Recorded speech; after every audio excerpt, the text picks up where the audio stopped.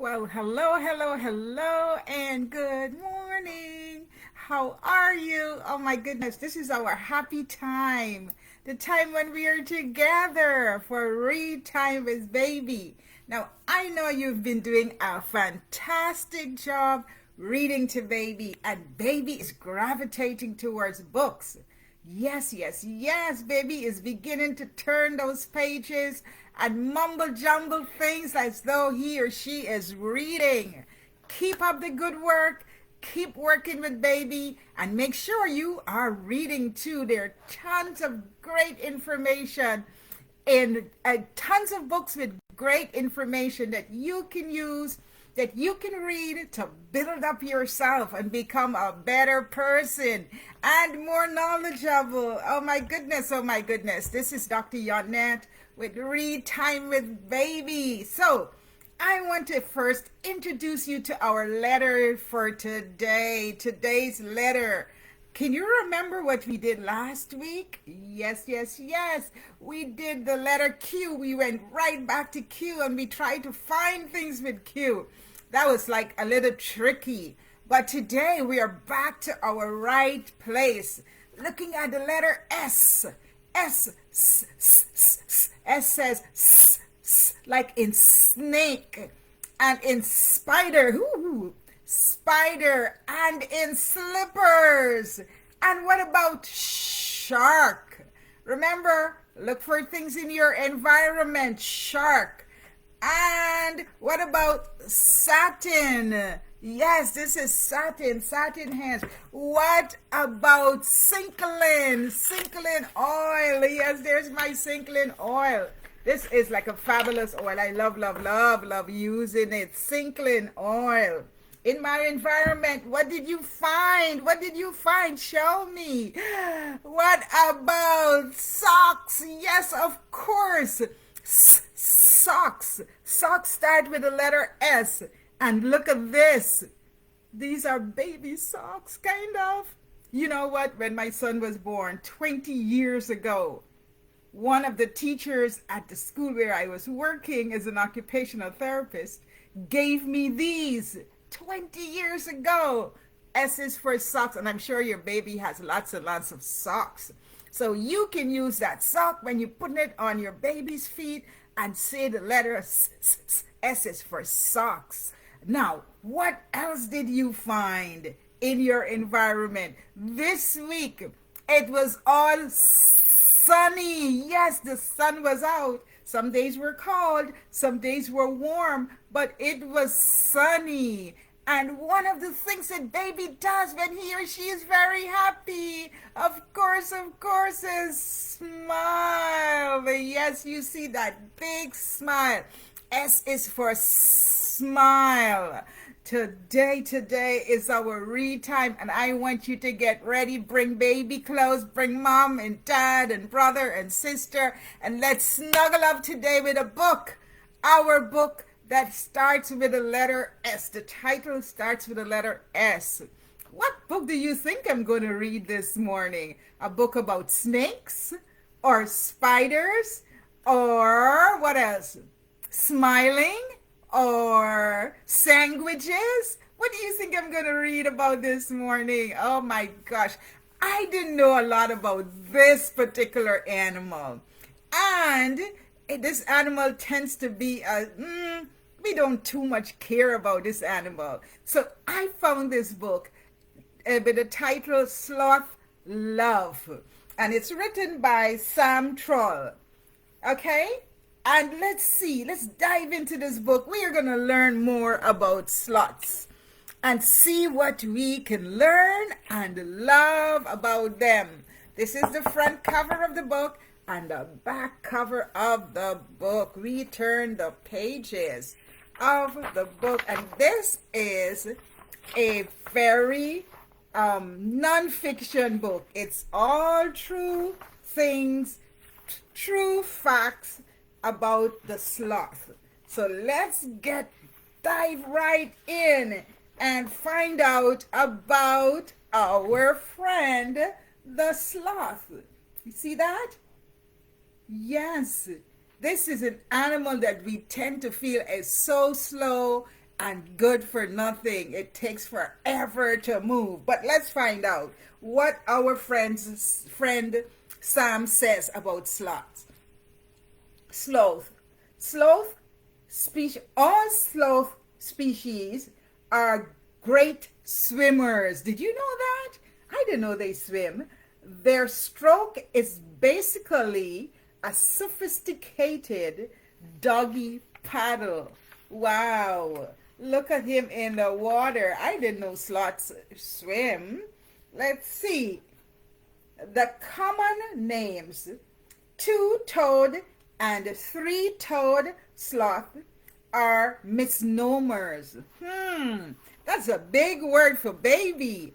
Moms and dads, can you translate? Can you explain what that word means? All sloths have 3 toes. The difference is really in the number of fingers on their hands. Some sloths have 2 fingers while others have 3. They really should be described as 2-fingered or 3-fingered. Look at those big fingers. Oh my gosh, they're almost like claws. They're different from your fingers. How many fingers do you have? 2, 3, or 5? Yes, we have 5 fingers. Look at that. Look at that. Look. He has 3 fingers too, or she. Sloths use their arms like humans do. They grab food, scratch their face. Scratch starts with the letter S. Yes, scratch their faces and hug their friends. This further justifies the use of the terms 2-fingered and 3-fingered rather than 2-toed and 3-toed. All right. Let's find out some more. Sloths have teeth unlike any other mammal. Let's find out how that's so. They have no incisors and they continually grow molars.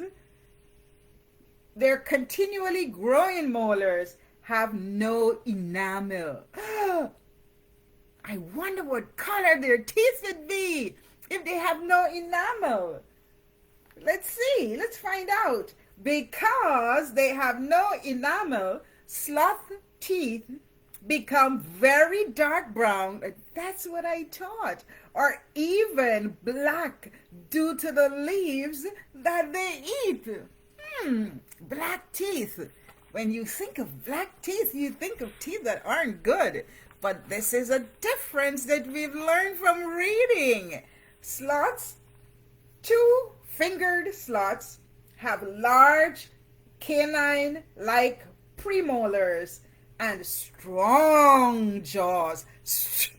Strong starts with that letter S, making their bite very dangerous and painful. I would like to be bitten by them. Can you see?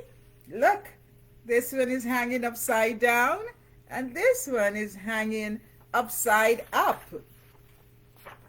Let's continue. Let's see what else we can learn. 2-fingered sloths are nocturnal. There's another big word, moms and dads. Can you explain to baby or your toddler what that means? And 3-fingered sloths are mostly diurnal, but can also be active at night. Yes, that means they do both. Now, look at this. Would you believe this? This is a C-section. A C-section for a sloth. Let's see how that plays out. How did that come to be?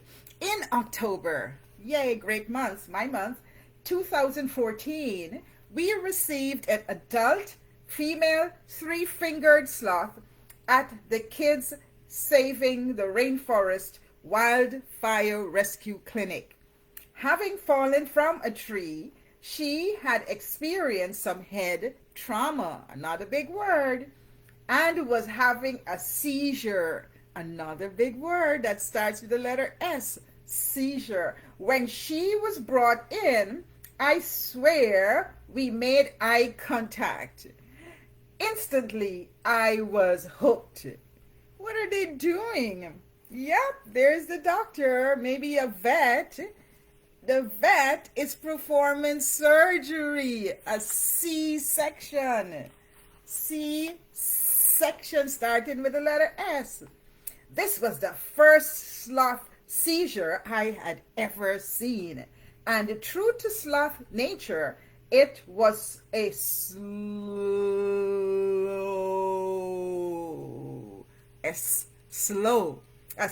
seizure.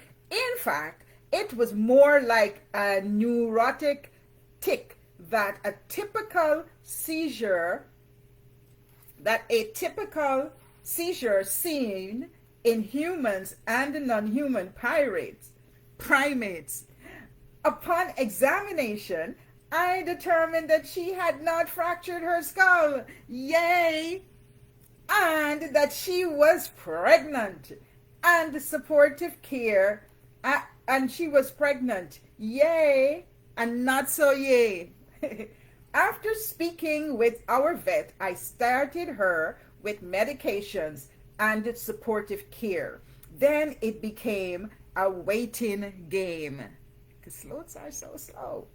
A few days later, she wasn't looking much better. Her eyes were bright and her lungs sounded good. A few days later, she wasn't looking much better. Her eyes were bright and her lungs sounded good, but she just wasn't moving much and still had some rigidity to her limbs. Her prognosis, another big word, moms and dad, was poor, and euthanasia was even discussed. However, I wanted to keep fighting for this mom and her unborn baby. And my gut told me not to give up. I wonder what's going to happen. How is it going to play out? Let's see what happens to her. There. Let's see, there are some pictures. Let's see what happens. 2 days later, the mom started to show signs of labor. I've never seen a sloth have contractions, but those painful movements when her entire body seemed to be cramping and her arms reached out for anything to squeeze seemed like contractions to me. So I started documenting when they started and when they ended. I couldn't help but wonder if she could successfully have the baby with her injuries. Was a difficult pregnancy. Why she fell in the first place? The contractions were all over the place. There was no real pattern. After I spent 24 hours documenting those contractions, she had an hour-long contraction that was so intense that multiple times I thought at any moment she would start to open and the head would crown. However, the contractions ended and still no baby. It became obvious to me that more diagnostics were needed in order to determine how best we could help this mom. We arrived at the office of the veterinarian, Yessi Alpizar, in Haradura. I'd taken other patients to Yessi before and knew she was one of the kindest, smartest vets I've ever met. She also happened to have a clinic equipped with a digital x-ray and ultrasound machine.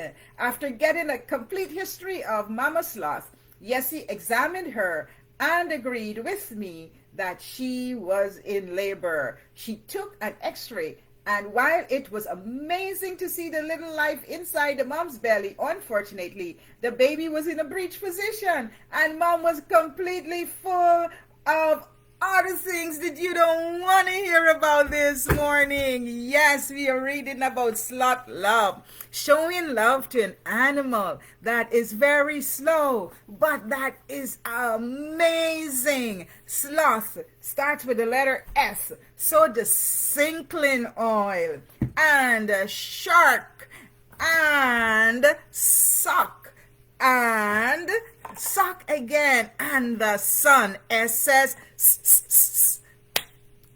Wasn't it wonderful? Finish up that book about Sloth Love. Find out what happens during that C-section. And let's continue to read. This is Dr. Yonet saying thank you for joining me, and I'll see you again next week.